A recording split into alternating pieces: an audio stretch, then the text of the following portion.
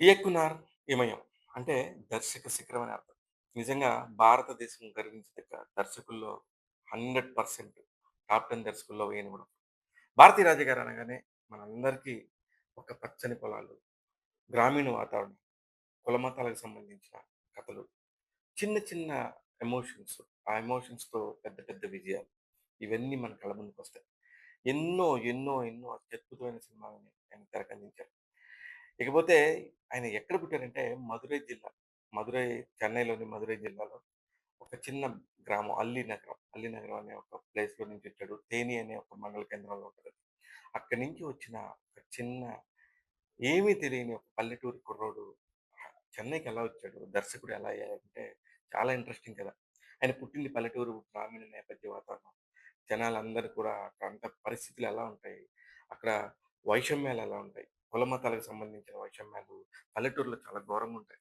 అటన్నిటిని సంబంధించి ఆయన అన్ని చిన్నప్పటి నుంచి అవగాహన పట్టుకొని అవకాశం పెట్టాడు. అందుకే విపరీతమైన ప్యాషన్‌తోని సినిమా మీద పిచ్చితోని చెన్నై మహానగరం చెప్పాడు. మొదట్లో చాలా నాటకాలు వాటికి సంబంధించిన అనేక వర్క్స్ చేసి చాలా పేరు తెచ్చుకున్నాడు. అలా పేరు తెచ్చుకున్న దగ్గరే ఆయనకి ఇళయరాజా గారి పరిచయం. ఇలా వీళ్ళిద్దరు ఫ్రెండ్‌షిప్‌తోని కొన్ని సినిమాలు చాలా సినిమాలు కూడా చాలా అద్భుతంగా చేశారు ఇళయరాజా గారు, భారతీరాజా గారు. వాళ్ళ సినిమా వస్తుంది అంటే సంగీత పరంగా ఎలాంటి సంచలనాలు సృష్టిస్తుందనేది ప్రతి ఒక్కళ్ళు కూడా ఎదురు చూసేవారు. అలాంటిది వాళ్ళిద్దరి మధ్యలో కూడా ఒక అగాధం ఏర్పడింది. ఆ అగాధం తర్వాత చాలా ఇబ్బందులు పడ్డారు. దాదాపు 19 ఏళ్ల పాటు వారిద్దరూ ఒకళ్ళ మొఖాలు ఒకళ్ళు చూసుకోలేదు. అంటే అంత కఠినంగా ఉండేవారన్నమాట ఆయన. చిన్నస్వామి పెరియావర్ దేవర్ భారతీరాజా గారి అసలు పేరు. అలాంటి పేరున్న అతను ఇలా భారతీరాజాగా మార్చడానికి కూడా కారణాలున్నాయి. ఆ కారణం ఆయన సినిమాల్లోకొచ్చినప్పుడు ఎలా ఉండాలి? ఎట్లాంటి ఒక పేరైతే బాగా అట్రాక్టివ్‌గా ఉంటదని జెప్పేసి ఆ పేరుని మార్చుకున్నారాయన. అక్కడ తర్వాత చెన్నైలో నాటకాలు వేస్తున్నప్పుడు 'కూటి కోసం కోటి విద్యల్లో' భాగంగా ఆయన ఏం జేశారంటే ఒక ఉద్యోగం గూడా జేశారు. ఆ ఉద్యోగం హెల్త్ ఇన్స్‌పెక్టర్‌గా చేశారు. హెల్త్ ఇన్స్‌పెక్టర్‌గా చేసినప్పుడు ఆ పక్క చేస్తనే కూడా సినిమా మీద ఉన్న వ్యామోహంతో అహర్నిశలో కృషి చేస్తా ఉండేవారు. ఎప్పటికప్పుడు కొత్త కథలు చెప్తా ఉండేవారు. అలాగా చెప్తా చివరికి దర్శకుడిగా తన కెరియర్‌ని ప్రారంభించాడు. మొదటి సినిమా 16 ఏళ్ల వయసు.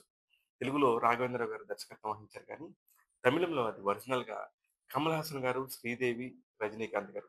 ముగ్గురు మెయిన్ స్టార్స్ అయ్యి చాలా అంతకుముందు బాలచంద్ర గారితో కమల్ హాసన్, రజనీకాంత్ గారు ట్రావెల్ అయినప్పటికి కూడా ఈ సినిమా ద్వారా మరింత గుర్తింపును పుంజుకున్నారు. ఇక్కడ చంద్రమోహన్ చేసిన పాత్రని కమల్ హాసన్ గారు, రజనీకాంత్ గారు చేసిన పాత్రని మోహన్ బాబు గారు ప్రవర్తించడం మనందరికీ తెలిసిందే. అయితే శ్రీదేవి గారు కామన్ పాయింట్. ఇప్పటికి కూడా 16 ఏళ్ల వయసు పాటలు గాని, 16 ఏళ్ల వయసు సంగీతం గాని మనందరికీ వీణుల విందుగా ఉంటుంది. ఆ సినిమాకి ఒరిజినల్ కథ, ఆ సినిమాని ఒరిజినల్‌గా తెరకెక్కించింది దర్శకుడు భారతీరాజ గారు. అందుకనే తర్వాత కాలంలో ఆయన సినిమాలు వస్తున్నప్పుడు తెలుగులో కూడా చాలా మంచి మంచి విజయాలు సాధించినాయి. మనందరికీ కూడా తెలుసు.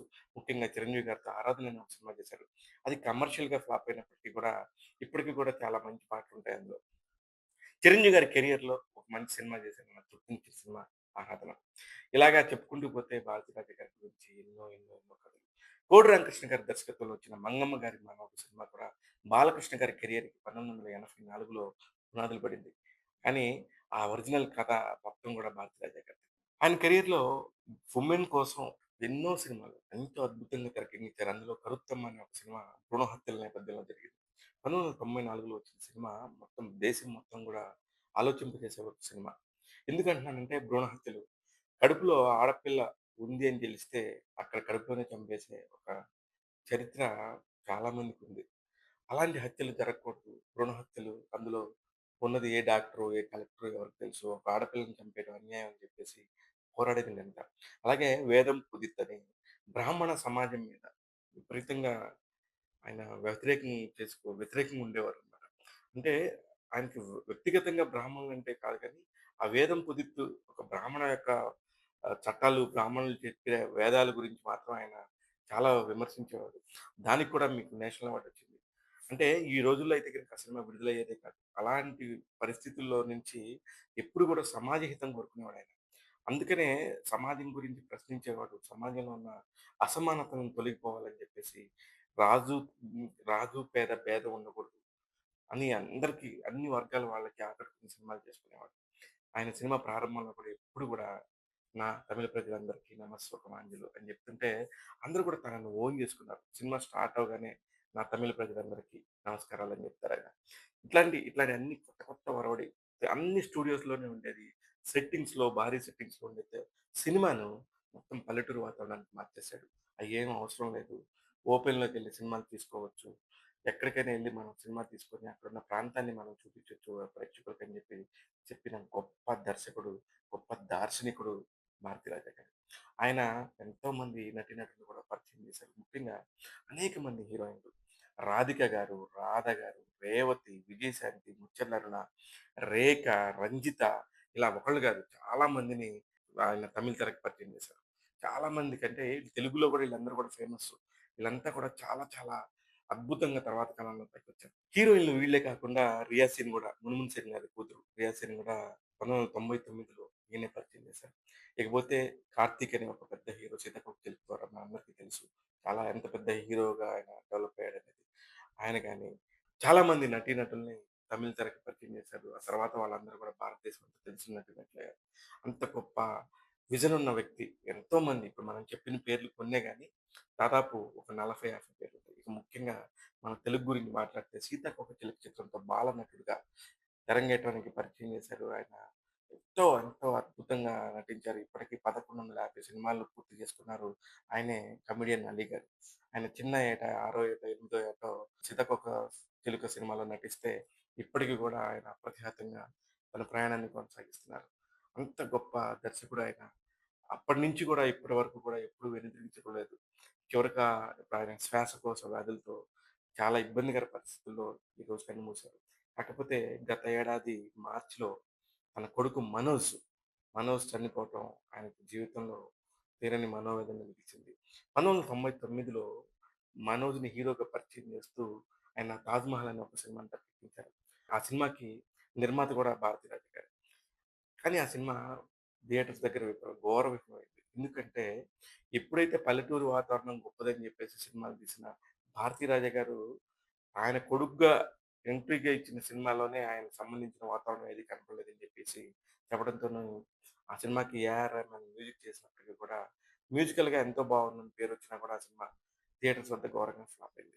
ఇక ఆయన శిష్యుల గురించి వద్దాం. ఆ శిష్యులందరూ కూడా అత్యద్భుతమైన దర్శకులు. వాళ్ళలో ముఖ్యంగా కె. భాగ్యరాజ్ గారు. కె. భాగ్యరాజు గారు మా దర్శకుడు అని చెప్తారు. అలాగే మణివన్నన్ గారు, ఆర్. పాండ్యరాజు గారు, పార్థిబన్ గారు.